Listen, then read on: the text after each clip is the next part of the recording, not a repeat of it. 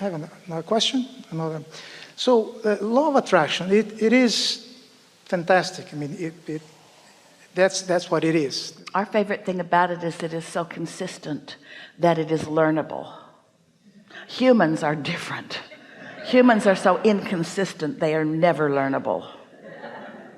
But law of attraction is learnable, and source is learnable. For me, one of the turning points in my life was understanding emotions and thoughts. You think a thought and they go hand in hand. You think a thought and you had an indication on your feelings. And why is that? Because you're thinking a thought about something and your inner being is thinking a thought about something, and your emotions are about the difference or the harmony between what your inner being is thinking about that thought and the thought that you're thinking. Because every thought that you're thinking in this moment, your inner being is thinking a thought in this moment about that thought. And that's what your emotions are. They're feedback about how well you jive or not. However, you always talk about perception, and perception it's all. I mean, it's everything. There are no beliefs beyond what you perceive. Exactly. I mean, a dog hears sound that you can't hear because you have a different apparatus, and they see colors that we don't see. Stop faking, you little dog. The same thing with us. I mean, sometimes the person that you are looking for is right there, or the situation or the car or is right there next to you. You just don't see them because that's why we're talking all the time about making lists of positive aspects or meditating, doing whatever you can to release your resistance so that your vibration raises, so that when your vibration raises, then you become a cooperative component to what you want. You can see a lot of things you don't want to see. So what we're talking about is whatever influence you're under makes you a cooperative component to whatever influence you're under. If you're focused upon trouble, then you can see trouble everywhere you go. If you're focused upon value and alignment and love, and if you're focused upon problems, you see problems everywhere. If you're focused upon solutions, a problem will show itself to you, but simultaneously the solution will be there too. You're right. Perception is everything, isn't it? So whatever you give your attention to, you have more of that because you are tuning to that frequency. Yes, because law of attraction creates momentum, and a belief is just a thought with a lot of momentum. So it's not that you attract. I mean, say again. It's not that you attract because in yes, my it mind, is. Attracting. Yes. Meaning for many people, for me, it's meaning there's movement. So yeah. it looks like the car that I want is it's not. It's just there. You just. Oh, but you're only wanting to count the movement that you can see once it comes over here. But there's all kinds of vibrational movement that you've got to sense. You've got to care about what you feel. You've got to feel the movement before you can see it or hear it or smell it or taste it or touch it. Which is vibration. Vibration. Which is awareness of vibration. You perceive, yeah. Wayne Dyer wrote a book, and the title of his book, Esther didn't read the book, but the title is the best title ever. You'll see it when you believe it. Most people say, I'll believe it when I see it. You'll see it when you believe it. Well, what's a belief? A thought you continue to think. So you got to continue to think that thought, and in time you'll see it because you've allowed the momentum of that thought to manifest into the reality that you want. So what are you getting at here? We're just teaching each other what we already know, but where's this going? So I've been thinking, I mean, of course, law of attraction is perfect. But actually, we're talking about law of perception because it's really a perceptual world. You change your vantage point, you change your perception. So let's talk about a really early thought that you're not perceiving. But you're satisfied. And because you're satisfied, that thought is gaining momentum. Isn't it logical that eventually it will have enough momentum that it will be perceivable by you, perceptible to you? Yes. So if something's imperceivable, it just means you haven't allowed it to have enough momentum that you can see it. And what kinds of things do you do that keep you from doing that? You're satisfied and unsatisfied and satisfied and unsatisfied and satisfied and unsatisfied and satisfied and unsatisfied, satisfied and unsatisfied and satisfied and unsatisfied. So you never allow it to become more perceivable. But if you're satisfied and satisfied and satisfied, then before long you've allowed the momentum to become such that now you're beginning to perceive things that you couldn't perceive before. Let me give a different twist. Let me change know a little you're bit the getting at subject. something. No, We know you're- I'm getting it. I mean, it's just a Lead- matter, because leading- attraction, what I mean is that it's just an observation from me.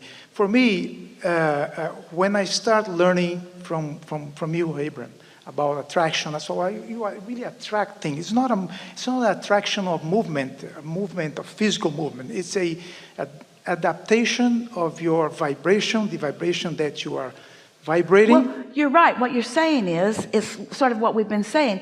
When we speak of manifestation, using a word that you often use, what you mean, humans, by manifestation is, now I can see it and hear it and smell it and taste it and touch it. It's manifested. It's a car in my garage. It's manifested. It's a lover in my bed. It's manifested. It's money in my bank. It's manifested. But we want to broaden the meaning of the word manifestation.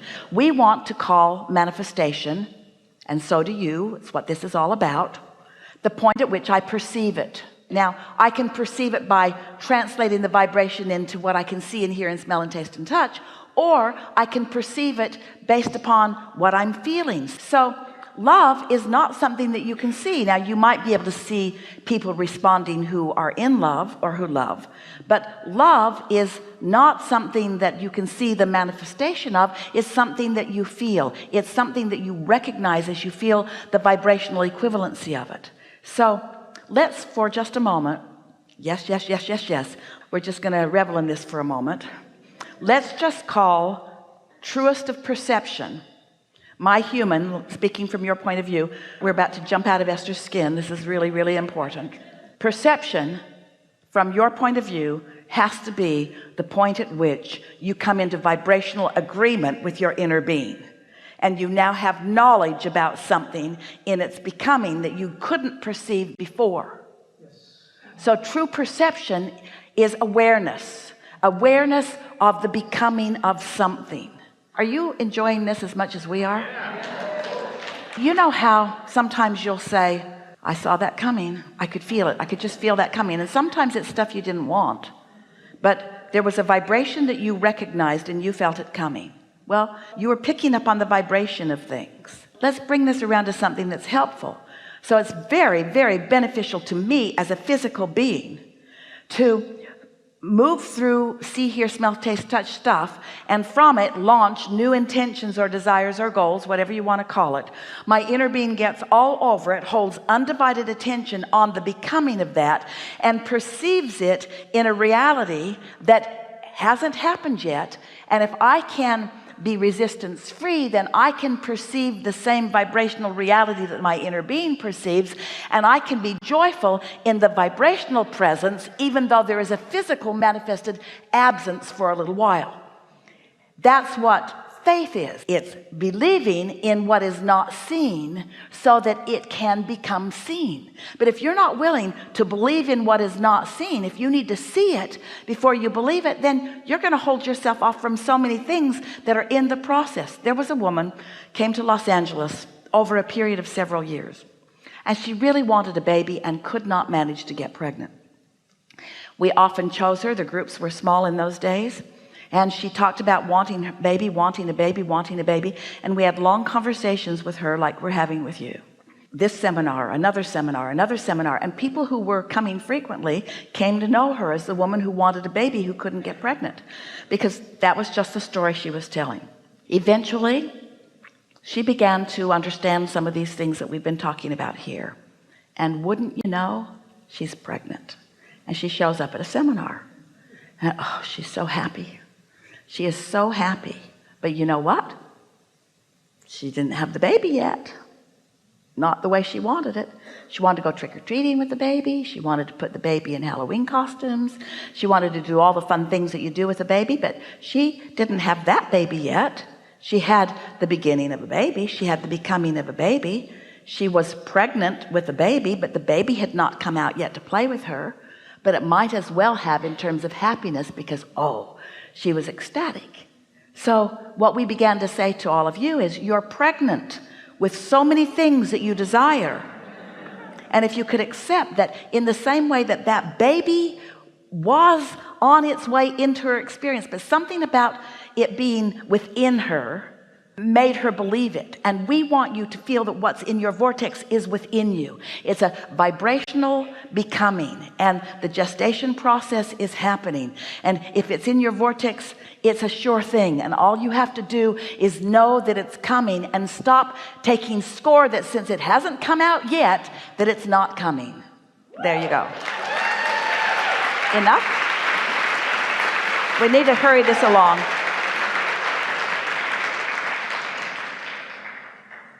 No, that's enough. It's really, really good. It's really, really good. And we are appreciative of what you stirred up. You stirred up things that so many people are wanting to know. Really good. Really good.